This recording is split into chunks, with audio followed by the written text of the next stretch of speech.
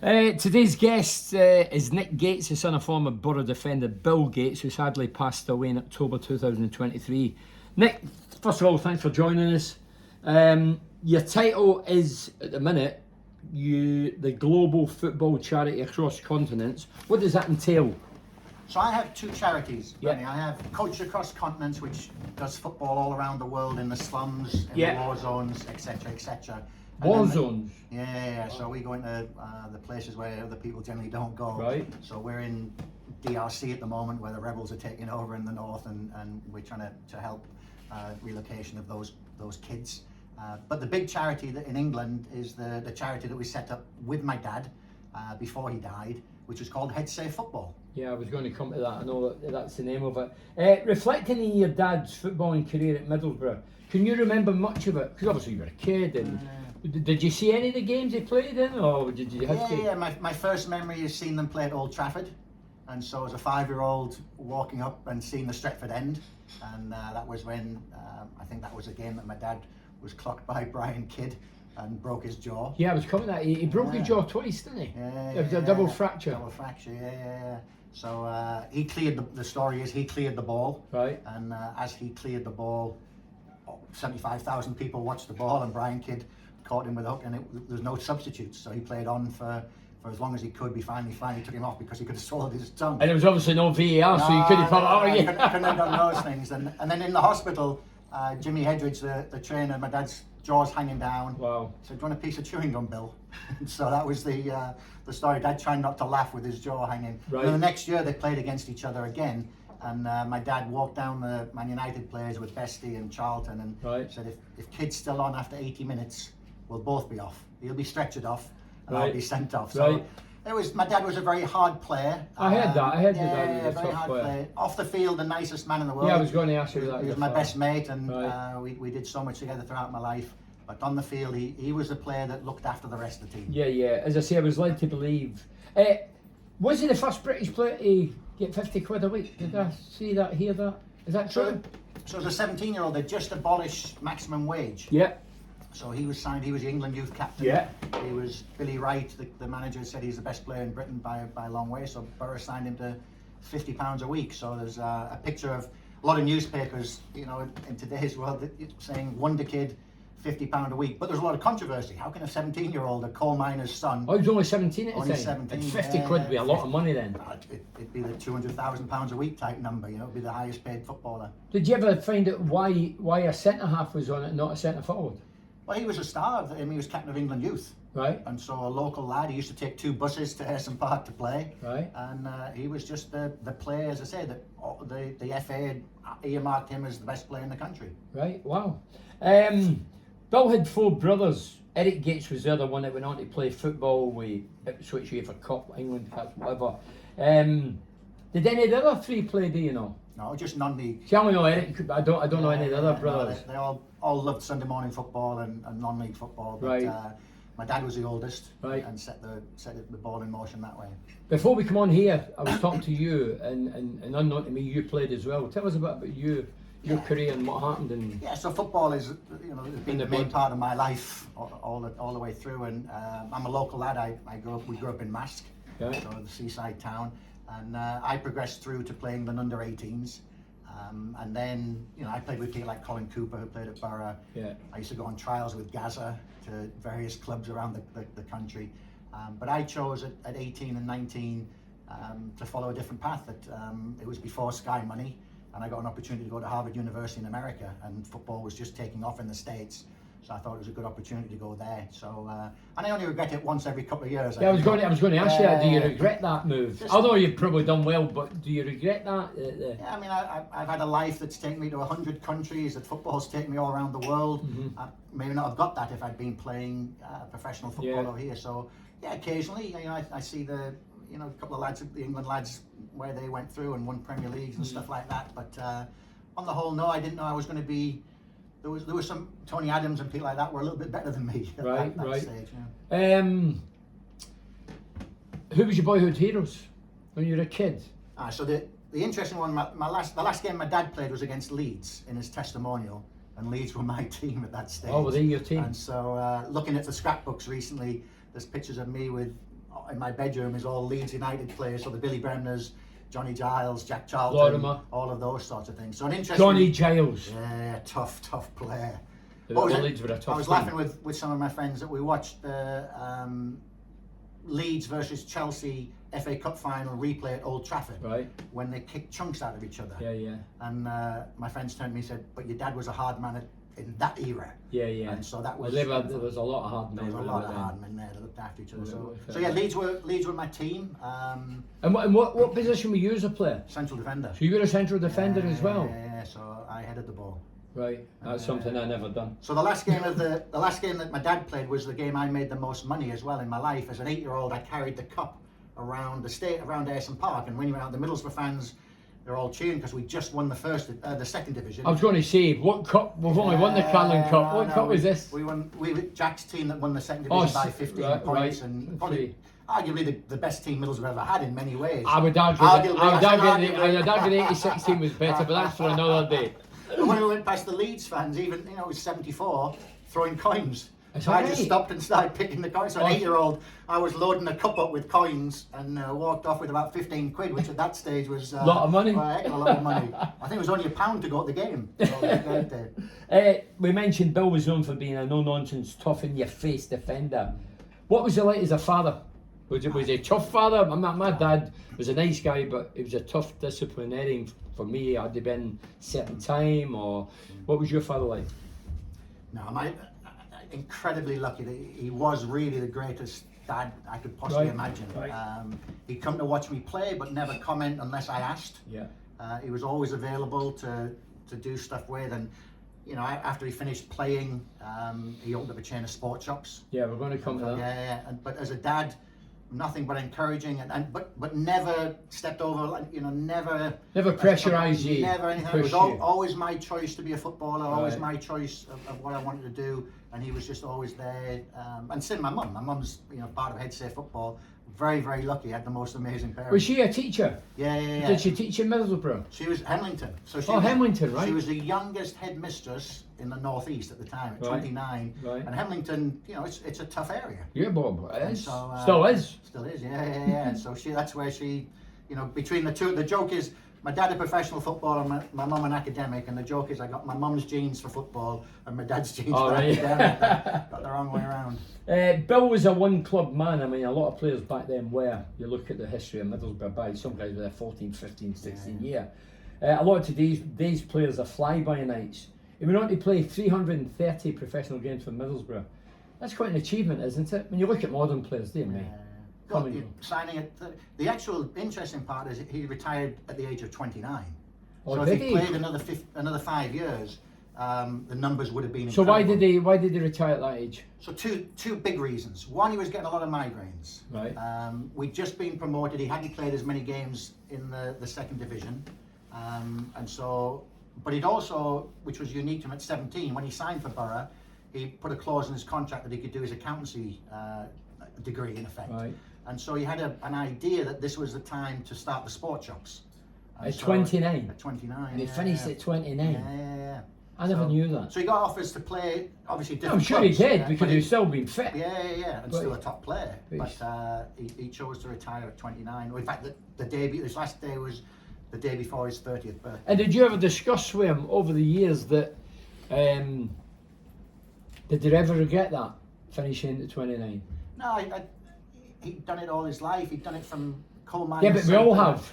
You know, the Yeah. lads that play football, we all Yeah. try to get as But long he as had we an can. immediate thing. Like he had something that To took grasp off, onto. that took off even greater than probably greater than his football. No, but he career. didn't know that at the time. Yeah. When he hangs his boots No. up, you think, it's a Massive. gamble, innit? It was a massive risk because he took all his testimonial money and invested it into a business Yeah. that nobody knew was going to be successful. You know, sports shops at the time was you sold football boots to play football. He was different because he moved into street fashion.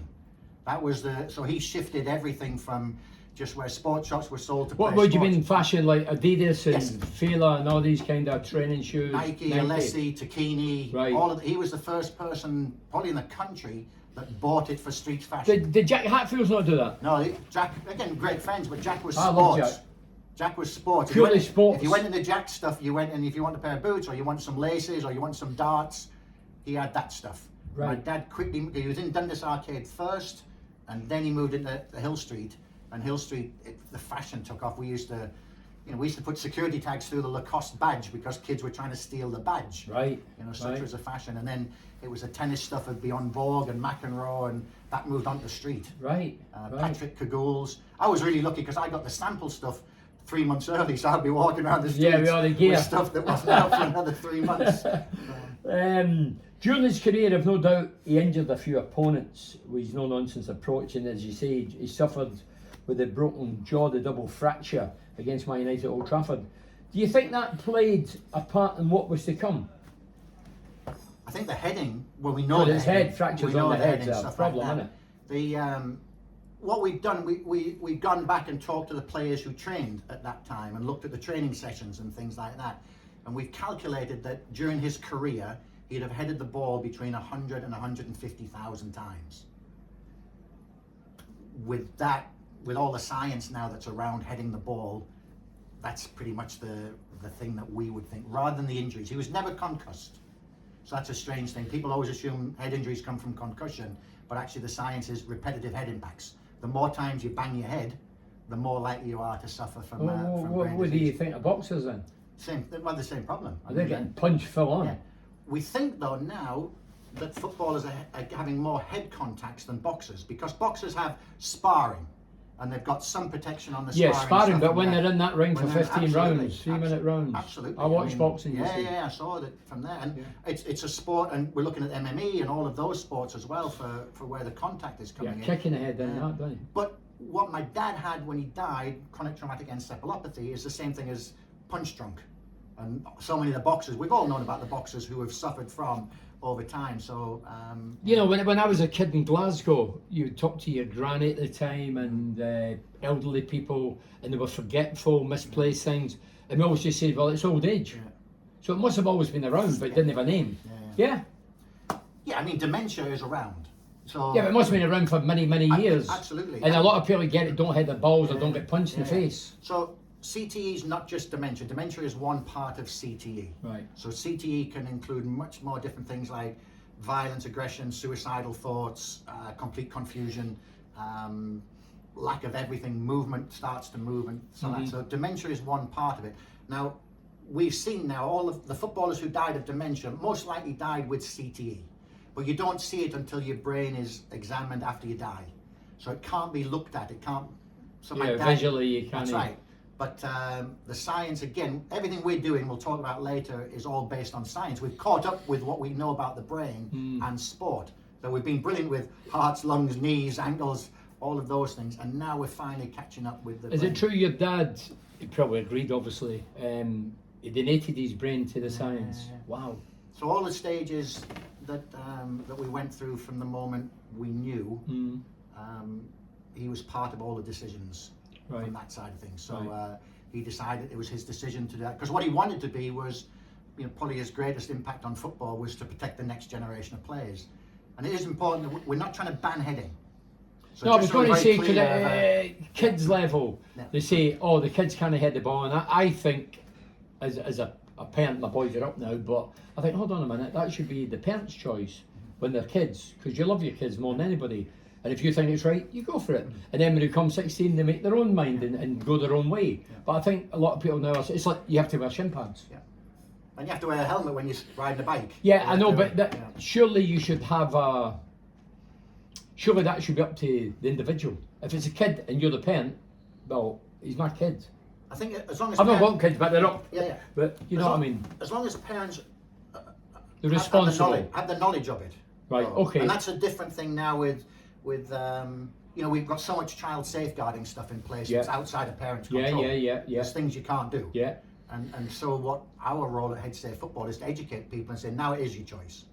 So I absolutely agree that footballers have a choice of what they want to do, but they should know what it is now. So we didn't know about smoking 20 years ago.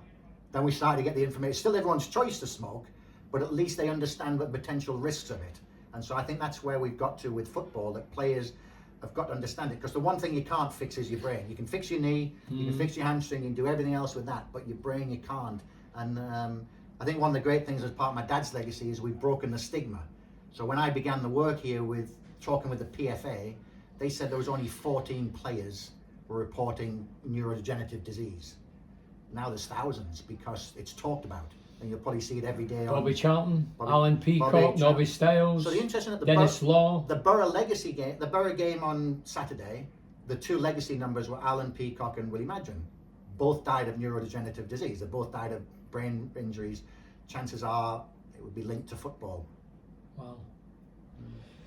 It's worrying. The real worrying thing, Bernie, is it starts when you're young. So the injury, the bang. So my dad didn't head the ball after the age of 29.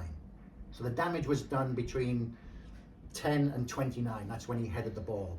It just takes time to develop in your brain, the Right. clusters. So I don't know what you're like as a player. I never headed the ball. No. But in terms of things like, now I stand up and sometimes my knee hurts a little bit. Well, it's not something I've done in the last couple of weeks. It's something. Oh, that I've got knees back. Yeah. But it's all about heading the ball. And the brain is exactly the same. Right. The wear and tear of the brain when we're With the playing, constant heading. it catches up later in life. It just takes time for the disease. Because I know when you've been canvassing for this, Gary Pallister, my mate, Yeah, Pally, he's been on a couple of the things where you're promoting it. And Pally used to get migraines. Yeah, of course. And Pally, we used to, like, over festive periods, we'd play a home game, jump in the coach, travel to London, Pally'd have a migraine, lie up the back, light suit, whatever. People never seen that side. Yeah. Do you know what I mean? And I mean, there's some great. Paddy, obviously fantastic. Yeah. He's on. Tony Mowbray came Oh, and did top a man. game with us. Top man. And Tony actually, it was his one day off, and he came at 12 o'clock to listen to the science, did the kick-off for the £1 billion game, and then stayed right till the end. So can't Yeah, say they're two great absolutely guys. fantastic, They're two great guys, yeah. yeah. I only got a bit with good guys.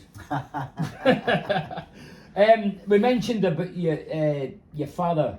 Apart from the football, he studied accountancy. He's also a clever lad, with numbers, eh? Yeah. He was, and street smart. That was Are probably. you good with numbers? I Did hope you say so. after your dad? I hope so. I mean, if you asked me, I would Yeah. say I'm hopeless. No, I hope so. I hope, I had businesses in America and it was a business of football executive Right. at Borough and things like that. But my dad, and it's a great compliment with his mum, my dad had street smart as well. Like he understood playing Streetwise. football, and so when the sports shops came along, he understood what it was like to be Yeah, a young yeah. person and things like that. Yeah. So between the two of them, they ticked all the boxes. You mentioned briefly, at the end of his illustrious career, he had the testimonial game against Leeds United, Ayresome Park, 31,000 turned up. Obviously, he didn't squander the money. He banked it, looked after it, bought a sports shop. So that's a wee indication. He was ahead of the game, wasn't Yeah, it was miles ahead of the game. I mean, that was he was always ahead of the game. His first contract, as we talked Yeah, about. yeah. And then he was, he was the borough rep for the PFA. He was always trying to do the right thing and know what was going on. Right. And then ahead of the game, the next thing was to move from Dundas Arcade into Hill Street Centre. That's a massive risk because financially that was a big shopping centre. Yeah. And then the next big decision was the Metro Centre. he? Metro in Newcastle, yeah. And that was, the rent for the Metro Centre was incredible. The biggest shopping centre in the world at the time, or certainly in Europe. And so, yeah, took some risks, and but used the money very, very well. And I don't think it was luck. I think that he knew. Yeah, he I think pre-planned it. He knew everything was then going blind. on, and he planned and became one of the biggest Nike dealers, Adidas dealers. Not a lot of sports shops around. How did he get on with Jack?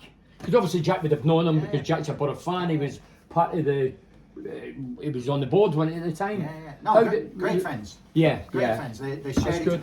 They would often do things like if someone didn't have in stock, they'd send it across if they needed Right, it over there right, and things right. like that. So work together. Jack Hatfield was certainly wanted to stick to his principles, which was he was a sports shop, and so continued in that Yeah, throughout the and your vein father and obviously- survived for Well, forever. centuries. Yeah, he and, did. and a lovely man, and the family were great. I know all the really father. great, Yeah, yeah. And actually ended up in the same residential home as my dad at Middleton St Is that John. right? Yeah. And so. After several years, Bill sold up and headed for the Cayman Islands. Did they ever tell you why he chose the Cayman Islands? Yeah, it was tax free.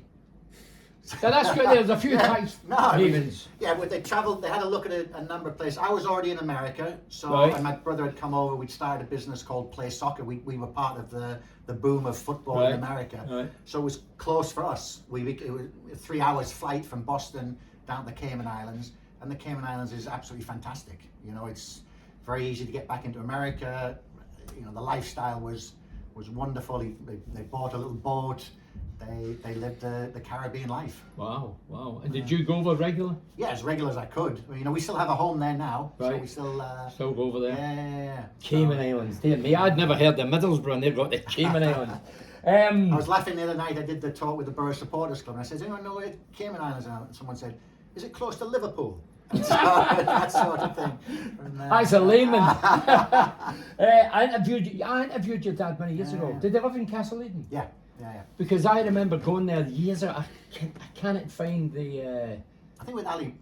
Ali Brownlee, late great Ali Brownlee. But I used to have a bit called Bernie's About. Yeah. Ali had set up, and I Right. went through and Yeah. I did your dad. Yeah. And So that's when I'm in England. That's where I live. It's at home. right, That's okay, me. yeah, it was lovely. Did your eldest brother? Well, you mentioned that. What about your brother? Did he play football? I know Yeah, you really mentioned. good, really good player. Was he? Didn't make it. Don't but- tell me he was another kicker. No. Was he? He was a skill and. Was he? Yeah. He was a skill and is still playing a little bit now, age 62. So Good. that's in fairness, that's another challenge to what we're doing now.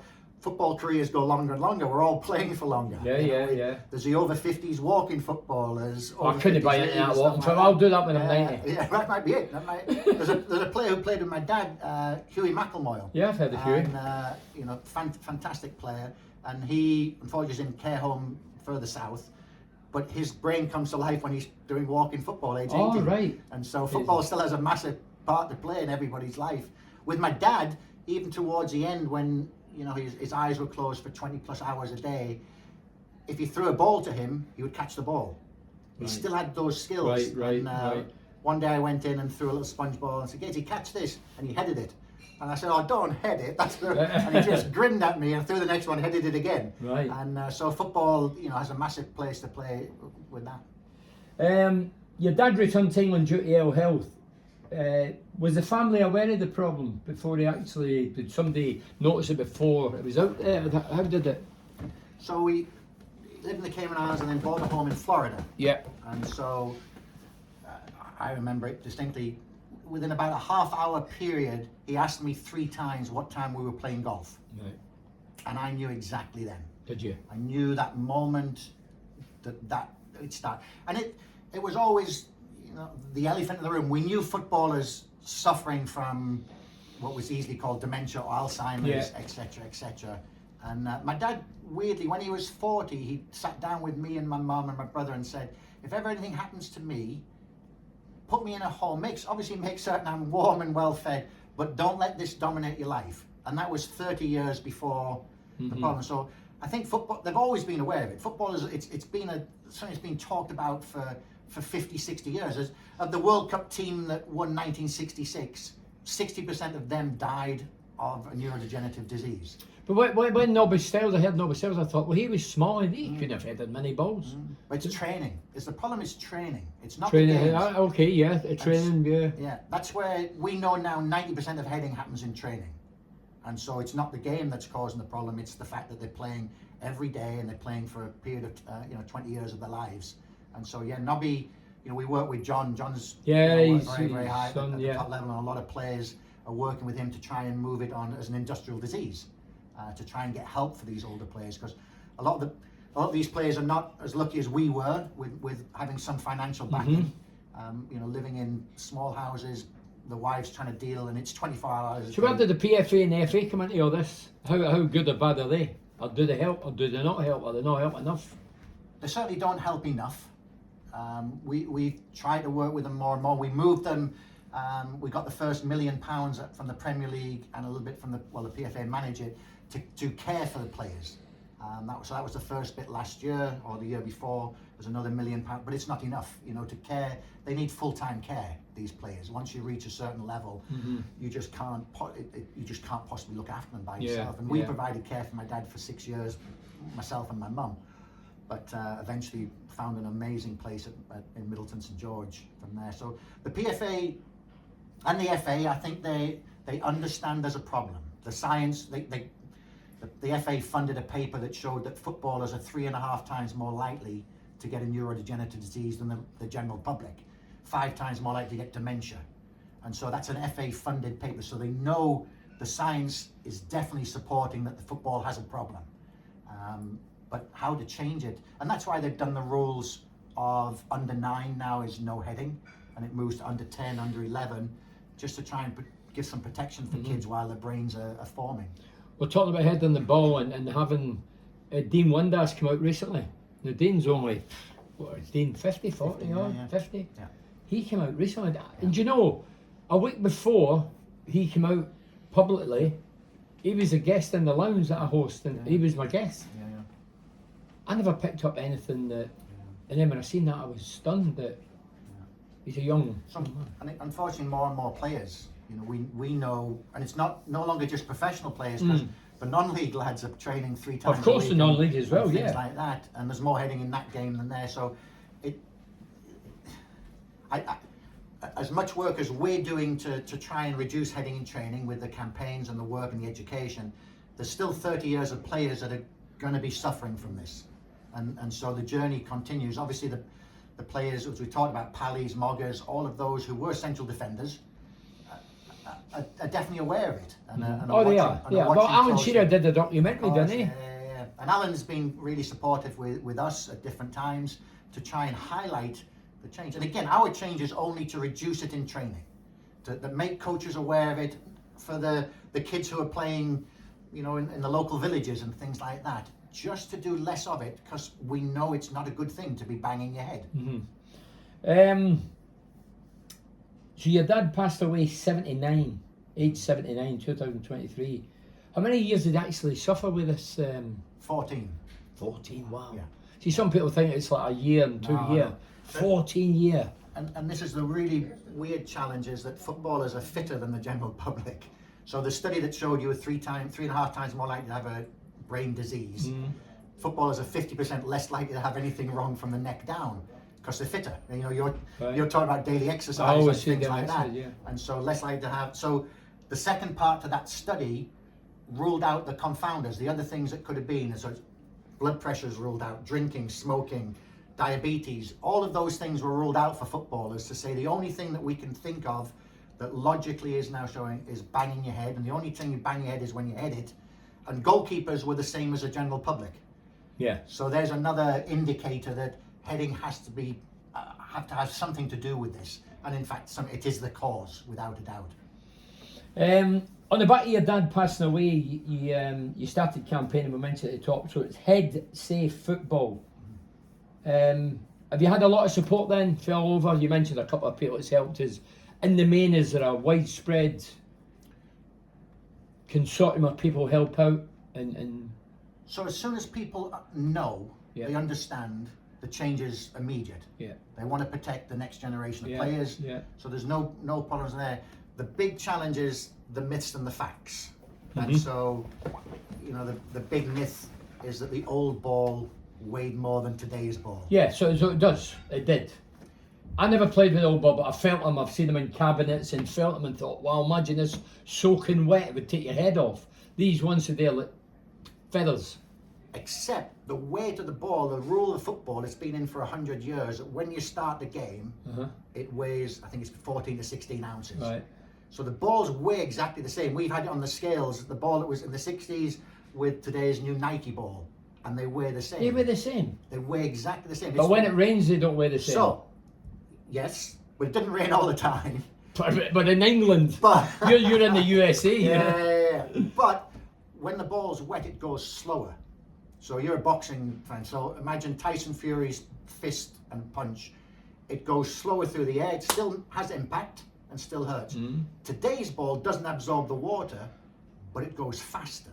Yeah, it does. Yeah, probably. So yeah, the physics of it, weight times velocity, it's a greater danger today than when my dad played. Right. Okay. And so that's one of the biggest myths that everyone said. So I would always, and I talked with Pally about this, the Mitre Multiplex was the ball that I'm certain it weighed like a cannonball. I think when my final bit of hair falls out, there will be a Mitre and a Multiplex embedded in there. But today's ball, Adidas, the World Cup ball, Adidas advertise it as the fastest moving ball in history. Right.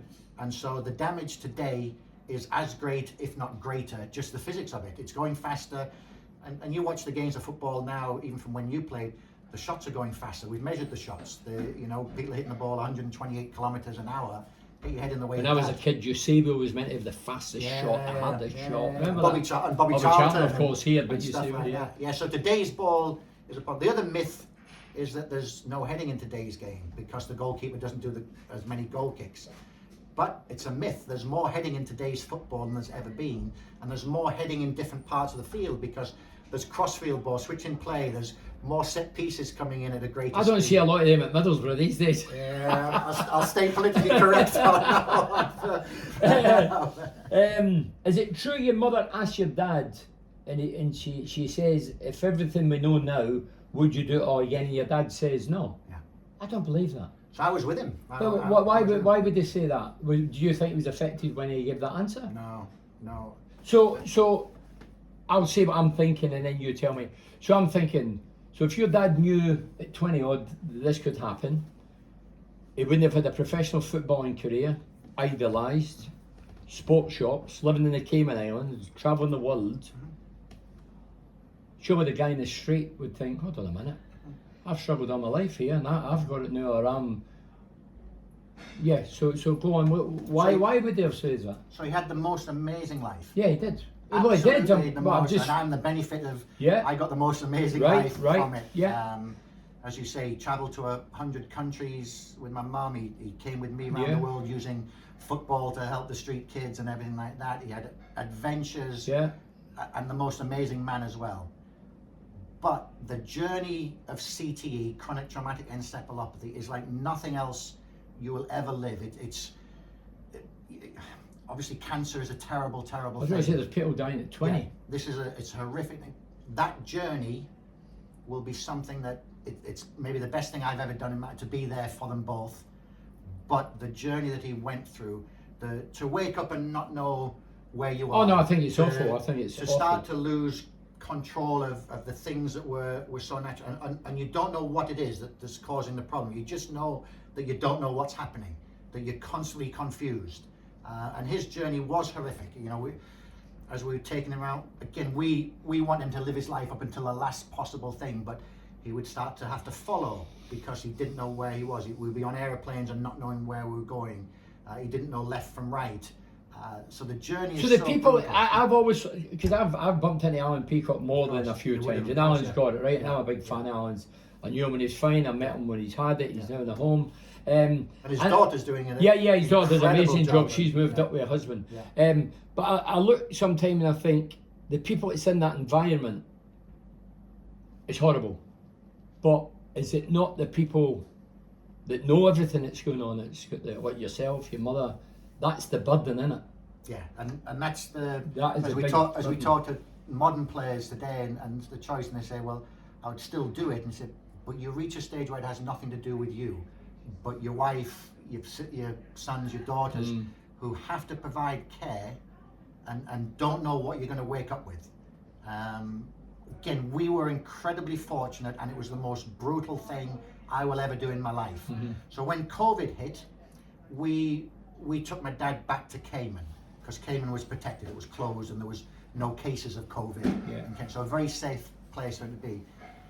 But what happened with him at that stage, the brain goes through many journeys with CTE, and he would wake up and had breakfast, and we knew at 10 o'clock, the moment he'd finished his breakfast, his brain was telling him to exercise. So at 10, and it was always at 10 o'clock. Right? And between 10 and 6, we couldn't stop him exercising. Now, I had to go with him because he couldn't find his way back. Right.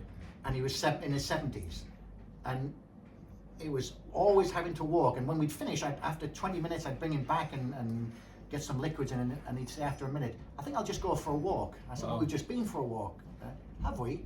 I think I'll just go for a walk. Right. And so we were living with that non-stop. And then at 6 o'clock when it went dark, it's called sundowners. And he calms down from there. Now, you know, I laughed with him. I had walks with him, and if I talked football, I could say who was the best player. And he never forgot the best player he ever played against was George Best. Georgie Best. Yeah, he never forgot that. Yeah. But sometimes we'd be walking, he'd say, who we're playing tonight?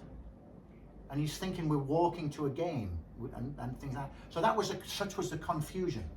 And so I'm living that. There's nothing I can do to change that. Yeah. With all the will in the world, we tried everything to dislodge this thing called tau protein, which is the problem for chronic traumatic encephalopathy. This protein escapes in the brain and it clusters, and it's what causes a disease. And I would be every day walking with him thinking, is there anything I can do that can change that? So yes, the carers go through hell. absolute hell on it. And so that's what my dad knew. He knew players who had died from what was classed as dementia or Alzheimer's, because the medical world didn't know CTE, and he knew that journey. And so that's when he was so definite of saying, I'd have rather had a life where I just went the allotment and I lived my life and all of those things, because that journey was so brutal. There's another guy just kept my mind there, Coddington. He's, you know Coddington, Yeah, he was a goalkeeping coach when I arrived Yeah. with the late great Willie Madron. Yeah. And he's passed away recently due to dementia. So, he was a goalkeeper. Of the guys who died from my dad's last game, 60% of them have died with, Leeds and Borough have died with brain injury, with brain disease. And so it's happening everywhere. What everyone thinks is, well, the population gets dementia, but the science has shown footballers are 3.5 times more likely to get it. So if it's an industrial injury, normally if it's twice as likely to get something, this is 3.5 times more likely. So all the players, I mean, there's Chris Nicholl recently died, who was a big Aston Villa, Joe Kinnear. The list just goes on and on and on. Every day we're getting it from it, but the players live for a little bit longer because they're fitter, and so the journey goes. But it's not dementia. Dementia is one part of chronic traumatic encephalopathy. Right, I think that's where people get lost in it. And if you can say chronic traumatic encephalopathy by the end of this, you've done really well. That's why we use CTE as the... Where are we now? Let's see where we are. There's a lot of discussion that many years ago, we mentioned that, sorry, I was going to say the balls are heavier and they're lighter, but you've covered that and I think it was a fair answer you gave with the pace of the ball whipped in, because obviously you can't fizz them. So again, the science, the older players, central defenders 5 times more likely to get, and centre forwards. Yeah. Because that was a goal kick. Out the goalkeeper's hands, was kicked down the middle. That's almost how everything started, was that. Now it's played out from the back. Oh, boring now. And then the goalkeeper, round about the 6th pass, the goalkeeper knocks it long anyway. Yeah, I know. So someone's competing for a header. More heading today with a ball that's more dangerous. Well, Stephen Pear's the goalkeeper. I played with Pear's 7.5, 8 years. And I used to, when he got the ball and he was hitting it long, I would point to the big centre forward. Of course. And sometimes he skew with it and it came to my head and I'd go, I wouldn't jump. But what, in training though, you did a lot of finishing and stuff like that. Yeah, but no with my head. I never headed the ball. But if you went back and looked at it, you just I'm a liar. I stayed 2 days, 3 days with a bag of balls, because Bruce says you never headed the ball, you don't score with your head. And I got a bag of balls and I got a young kid to cross them and all. Yeah, so I did, But Big Jack, we used to go with the Republic. Of course. And he'd say, right, training session was Cascarino, Niall Quinn, John Aldridge. But it wouldn't just take very few bits of just shooting. It was get the ball in and header. And one day I was lying in the grass, chewing the grass, and he went, are you joining in? I went, I don't head the ball, Jack. He went, you fucking do here.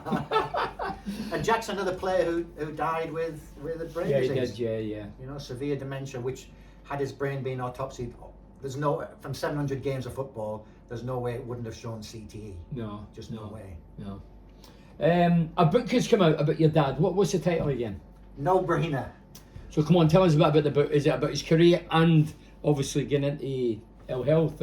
What is it about? Give us a wee flavour. What's it about? It's the full story. It was written by an amazing journalist called Mike Amos. I know, Amos with the big side bangers like Malcolm McDonald, Superman. And continued Mike non-league football. Love. I always used to look at him when I was younger and think he's weird, out strange, all the hair and the sideburns, and I always have he just come under a rock. I was just with him actually the other night at the Borough Supporters Club, and so Mike got to know us as a family and spent 2 years researching the book, meeting with key people, and so the journey is, and it's fantastically written, especially if you're from the northeast, because it's got the northeast dialect. When it went to print, the people wanted to change it because they said, well, we don't understand this language. We're like, that's northeast language. That's definitely. That's how we want it taught about. So it's my dad's journey from being a coal miner's son, marrying my mum when she was 16, he was 17, the story of him playing, and then the story of Headstay football and the work we try to do with the PFA, the work we're doing. We've worked now with 44 professional teams. We work with different youth clubs, PE teachers, coaches, etc.